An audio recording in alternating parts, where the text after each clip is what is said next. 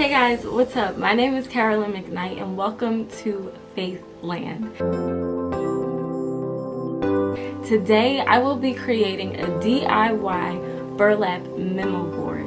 This is something that is for crafty girls like me who want something chic to hang on their wall, but also to accompany maybe some notes or reminders that you've written yourself, maybe photos of family and friends that you don't want just randomly all over your wall. This is a very chic and organizational way to hang up memories or important dates. So if that sounds like something you're interested in, then keep watching and don't forget to subscribe. I am using a cordless glue gun, basically to combine these foam boards that I bought for under $5 at Michael's. They came in one pack, super convenient. I didn't use a cork board because these were much cheaper, a better alternative, and still durable. So as you can see, I'm just making sure I'm really getting those sides glued down. And this glue gun, not only is it a electric glue gun, but it's super powerful and hot. So I only really needed like a couple of lines, and I knew that this would be secure.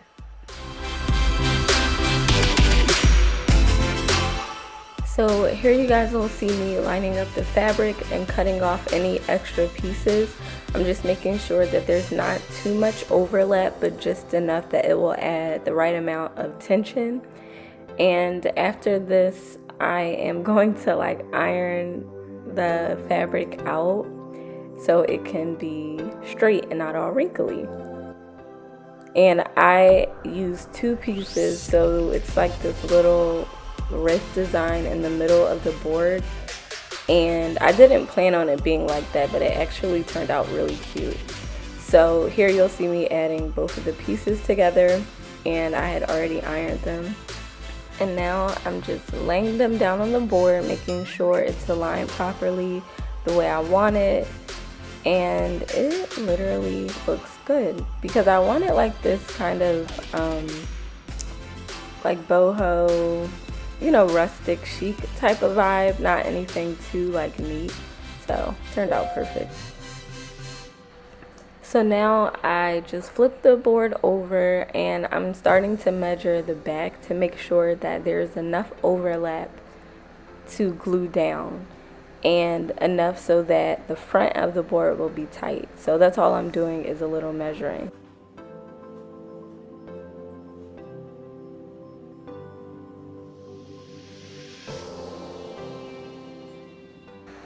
And I was having a little trouble, so my mom was gracious enough to get down and help me, especially because first of all, that's her glue gun and my mom does this on a regular. She's an artist, so any art pieces you see in the back is my mom, and she's just super good. It like comes to her really naturally.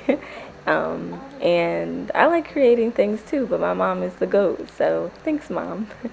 So she's helping me fold over the excess fabric to the back of the board and making sure that it's just super duper secure. And I'm patting the fabric down, but I'm actually not doing anything, so it's all my mom right there. And one thing to be careful about is not to have like bulky corners in the back so that it hangs right when you hang it up. So we had to cut the corners so they wouldn't overlap, and that's what I'm doing right now. So just cutting the corners to prevent like a bulky back for when I hang it against the wall. So just, you know, make sure you cut off any fabric that you absolutely don't need.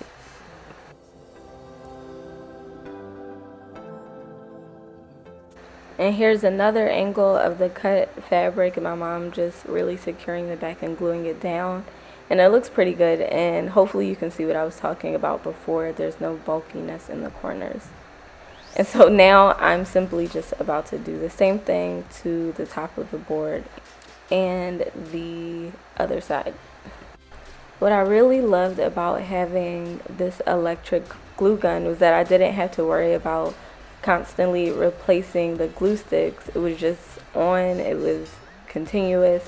And the only thing, if you use a product like this, just be aware that it's super duper hot.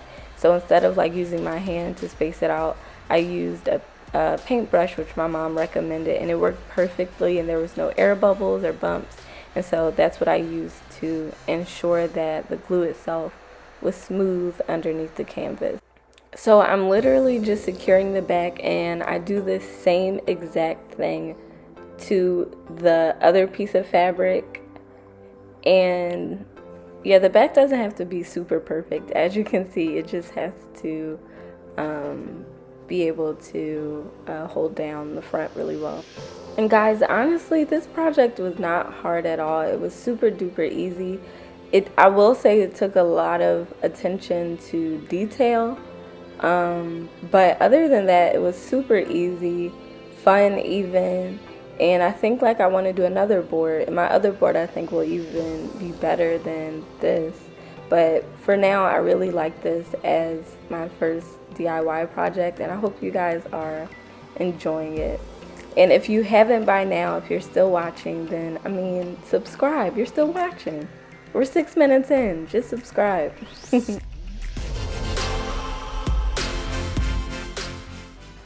So here I'm doing the glue and paintbrush method I told you guys about, so I wouldn't burn my hands. And I sped it up for you guys because I don't want this to be boring, but I did want to make sure that I got all the detail in because this is a DIY and like I'm giving you angles. And so here we go. The board itself is finished. The board is done, and as you can see the line, like the rustic little line I did. And now I'm just cutting off a few strings, but not all of them. And now I'm going to tack it down.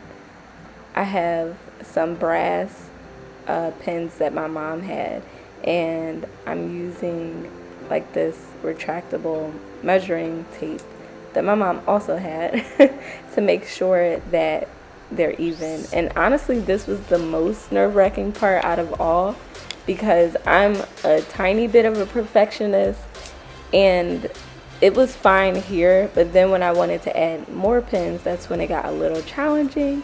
So just beware of that part, especially if you don't have something to really measure the little push pins against to make sure they're all straight and everything. This was the only challenging part, and it did not come out perfect, but it came out good enough for me, and you'll see that at the end. And here you guys will see me like take scissors, remove one, and then place it in the proper position. And then I wanted to add more. And that's when it got a tad bit challenging, because I only had about like 7 pins on the side I'm doing now and on the other side. So yeah, it got a little challenging making sure it was even, and then like the line that isn't straight in the middle of the board kind of was confusing me too, but it turned out really cute at the end. Although it wasn't perfect, it still was very cute, and I appreciated it because it was the work of my own hands, and I just really liked that I put, you know, work into something that I saw on Pinterest or whatever, and I didn't just like buy one, I decided to make it. So I think this is something that if you're like a DIY person, you'll really enjoy this project. And now I'm finished. I just wanted to get one good look at it. Here it is, guys. Super duper cute, super easy. It didn't take long. The longest part was the little faux upholstered look. But anyway, I hope you guys enjoyed this video. Don't forget to subscribe. Comment down below if you're gonna do this. But anyway, thank Jesus and thanks for watching.